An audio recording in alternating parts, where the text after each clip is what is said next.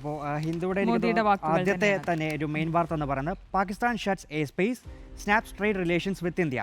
Pakistan on Thursday closed its airspace to Indian airliners and suspended all trade as part of its response to India's actions after the Pahalgam terror attack. അതായത് India തിരിച്ചടിച്ചു, പാകിസ്ഥാനും തിരിച്ചടിക്കുന്നു എന്നതാണ്. പക്ഷേ നമ്മൾ തളരില്ല. മാത്രമല്ല ഹിന്ദുവിൽ ഒരു പ്രധാനപ്പെട്ട ഒരു വാർത്ത കൂടിയുണ്ട് മാം. 12 killed in Russia's deadliest attack on Ukraine capital city. കീവിലാണ് ആക്രമണം നടന്നിരിക്കുന്നത്. റഷ്യയുടെ ആക്രമണമാണ്. മാത്രമല്ല വാർത്ത എങ്ങനെയാണ്, Russia pounded Kyiv with an hours long barrage of missiles and drones on Thursday, killing at least 12 people in its deadliest assault on the Ukraine capital since July.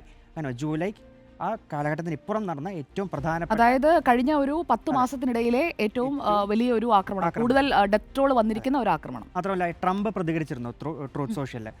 Vladimir stop എന്ന് പറഞ്ഞിട്ട് പ്രതികരിക്കുകയും ചെയ്തിരുന്നു. ഞാൻ അങ്ങനെ മുമ്പ് അങ്ങനെ ഇത്രയും ഇതായിട്ട് പ്രതികരിച്ച് അല്ല, കണ്ടില്ല. എല്ലാ കാര്യങ്ങളും സംസാരിച്ച് ഇനി ആക്രമണങ്ങൾ ഉണ്ടാകില്ല എന്ന് പറഞ്ഞതിന് ശേഷം വീണ്ടും ഒരു അറ്റാക്ക് നടത്തുന്നത് ശരിയല്ലല്ലോ. ട്രംപിന് ഇപ്പോഴും ട്രംപ് വീണ്ടും പറയുന്നത് നിങ്ങൾ ഇരിക്കൂ, നമ്മോടൊപ്പം ഇരിക്കൂ, നമുക്ക് സമാധാനം ഉണ്ടാക്കാം. അതിൻ്റെ ഒരു ഭാഗമായിട്ട് ട്രംപ് വ്ളാഡിമിർ സ്റ്റോപ്പ് എന്നാണ് ട്രൂത്ത് സോഷ്യലിലെ ട്രംപ് പറഞ്ഞിരിക്കുന്നത്.